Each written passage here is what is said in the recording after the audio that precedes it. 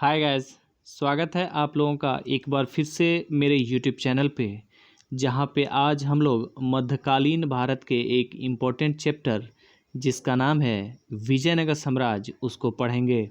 आपने देखा होगा कि अक्सर आपके एग्ज़ाम्स में विजयनगर साम्राज्य से कुछ न कुछ क्वेश्चंस रहता ही है। तो आज का ये जो सेशन है ये आपके लिए काफ़ी महत्वपूर्ण हो सकता है।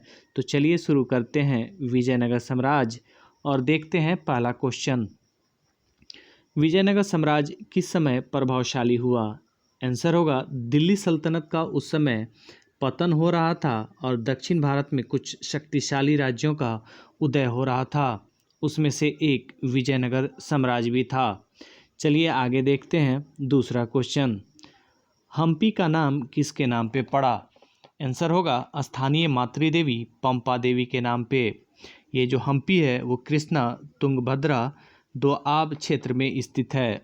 चलिए आगे बढ़ते हैं और देखते हैं आज का तीसरा क्वेश्चन। विजयनगर साम्राज्य का दूसरा नाम क्या था? आंसर होगा कर्नाटक साम्राज्यम। चलिए आगे बढ़ते हैं और देखते हैं चौथा क्वेश्चन। अमुक्त माल्यद किसने लिखा था? आंसर होगा कृष्णदेवराय ने तेलुगु भाषा में लिखा था, जिसमें उन्होंने अपनी उपलब्धियों एवं प्रशासन की विस्तृत जानकारी दी थी। अमुक्त माल्यद विजयनगर साम्राज्य के साहित्यिक स्रोतों में से एक अहम हिस्सा है। चलिए आगे देखते हैं पांचवा क्वेश्चन।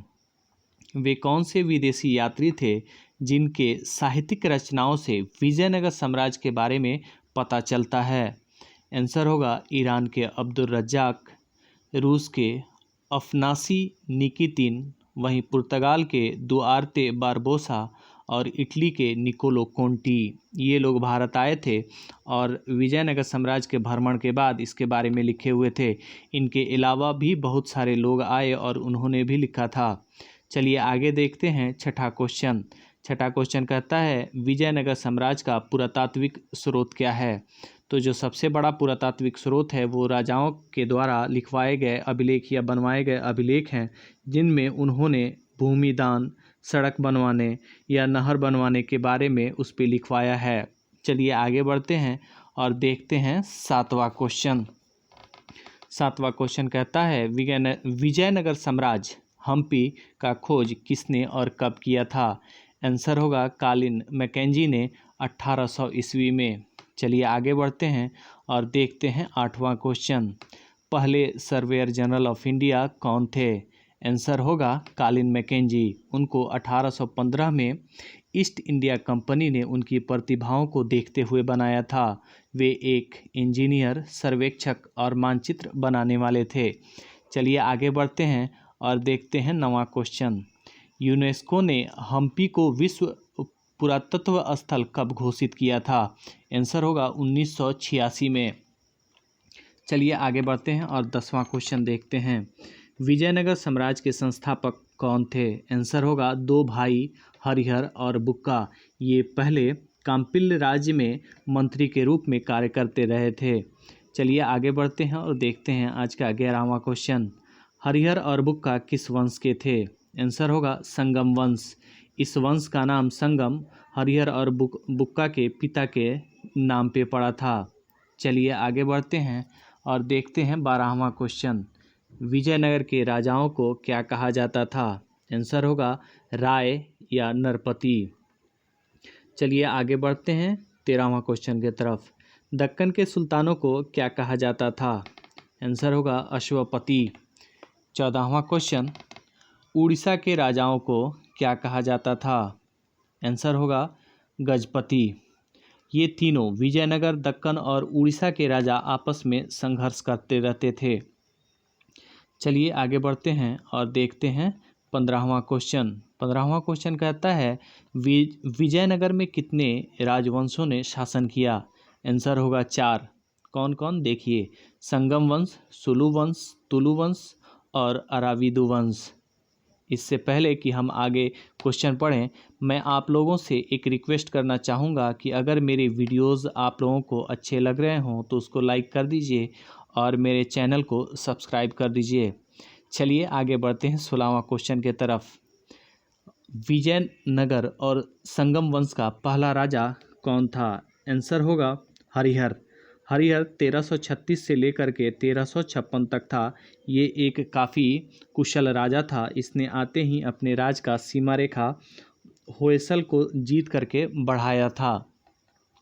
चलिए आगे बढ़ते हैं और देखते हैं 17वां क्वेश्चन। हरिहर के मृत्यु के बाद विजयनगर का राजा कौन बना? आंसर होगा बुक्का। 1356 से लेकर के 1377 तक रहा। ये एक वीर योद्धा था और कुशल राजनीतिज्ञ भी था। ये भी आने के बाद अपने साम्राज्य की सीमा रेखा को बढ़ाया, यानी दूसरे राज्यों को जीता। चलिए आगे बढ़ते हैं और देखते हैं 18वां क्वेश्चन। हरिहर द्वितीय ने कौन सी उपाधि धारण की थी? आंसर होगा महाराजा धीराज।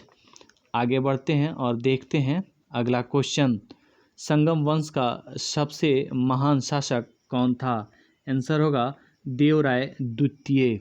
इसने अपने सेना में कुछ फेरबदल किया था और उसमें घुड़सवार और तीरंदाज सैनिकों को भर्ती किया था। चलिए आगे बढ़ते हैं और देखते हैं अगला क्वेश्चन। Question number 20। सुलु वंश का संस्थापक कौन था? तो आंसर होगा सुलु नरसिंह। चलिए आगे बढ़ते हैं और देखते हैं 21वां क्वेश्चन। तुलु वंश का संस्थापक कौन था? आंसर होगा कृष्णदेवराय। ऐसा इसके बारे में कुछ इतिहासकारों ने लिखा है कि विजयनगर के सभी शासकों में ये सर्वश्रेष्ठ था। इसने अपने समय में विजयनगर साम्राज्य को काफ़ी बड़ा भी किया था। चलिए आगे बढ़ते हैं और देखते हैं 22वां क्वेश्चन। विजयनगर साम्राज्य का विघटन किसके शासनकाल से शुरू होता है? तो आंसर होगा कृष्णदेवराय के बाद और अच्युत देव राय के समय में, क्योंकि इनके समय में वहाँ पे विजयनगर साम्राज्य में गृह युद्ध शुरू हो गया था और इसको कंट्रोल कर पाना अच्युत देव राय के हाथों में नहीं था। चलिए आगे बढ़ते हैं और देखते हैं 23वां क्वेश्चन। तालिकोटा राक्षसी तांगड़ी युद्ध क्यों विख्यात था? ये इसलिए विख्यात था क्योंकि इसमें बहुत ज़्यादा विनाश हुआ था। कुछ लोगों ने कहा था कि संसार के इतिहास में इतने वैभवशाली नगर, जो कि कहा जा रहा है विजयनगर साम्राज्य के बारे में, कि इतना बड़ा सर्वनाश उन लोगों ने नहीं देखा था। इसके पीछे वहाँ के राजा राम राय का हाथ था। चलिए आगे बढ़ते हैं और देखते हैं 24वां क्वेश्चन। अराविदु वंश की स्थापना किसने की थी? आंसर होगा तिरुमल ने। चलिए देखते हैं 25वां क्वेश्चन। अमरम क्या था और अमरनायक कौन थे? अमरम एक भूखंड होता था, एक ज़मीन का टुकड़ा होता था जो कि राजा देता था नायक को। नायक वो होता था जो अपनी सेना खुद रखता था, और जिसको भी ये भूखंड दिया जाता था, जिसको अमरम कहा जाता था, उसी को अमरनायक कहा जाता था। चलिए आगे बढ़ते हैं और देखते हैं 26वां क्वेश्चन। शहरी केंद्र से उत्खनन में सबसे शानदार महलों का नाम क्या था? आंसर होगा महानवमी डिब्बा, कमल महल और हजार राम मंदिर। चलिए आगे बढ़ते हैं और देखते हैं 27वां क्वेश्चन। विजयनगर साम्राज्य के शासकों ने मंदिर का निर्माण किस शैली से कराया था? आंसर होगा द्रविड़। चलिए आगे बढ़ते हैं और देखते हैं 28वां क्वेश्चन। 28वां क्वेश्चन कहता है गोपुरम क्या था? आंसर होगा मंदिर के दरवाजे। ये मंदिर के दरवाजे इतने विशाल होते थे कि मुख्य मंदिर इनके पीछे छिप जाता था, और इतने बड़े गोपुरम बनवाने के पीछे राजाओं को अपनी शक्ति का दर्शन भी कराना होता था, ताकि दूसरा कोई देखे तो कहे कि ये बहुत बड़ा राजा है। चलिए आगे बढ़ते हैं और देखते हैं आज का 29वां क्वेश्चन। 29वां क्वेश्चन कहता है विजयनगर के मंदिरों में उल्लेखनीय कितने थे? तो आंसर होगा 2, विट्ठल और विरूपाक्ष। चलिए देखते हैं 30वां क्वेश्चन। विट्ठल मंदिर के बारे में कुछ बताया जाए। तो विट्ठल मंदिर जो था वो देवराय द्वितीय के काल में बना था और इसमें विष्णु भगवान की पूजा होती थी। चलिए आगे बढ़ते हैं और देखते हैं 31वां क्वेश्चन, जो आज के लिए अंतिम होगा। विरूपाक्ष मंदिर की विशेषता को बताएं।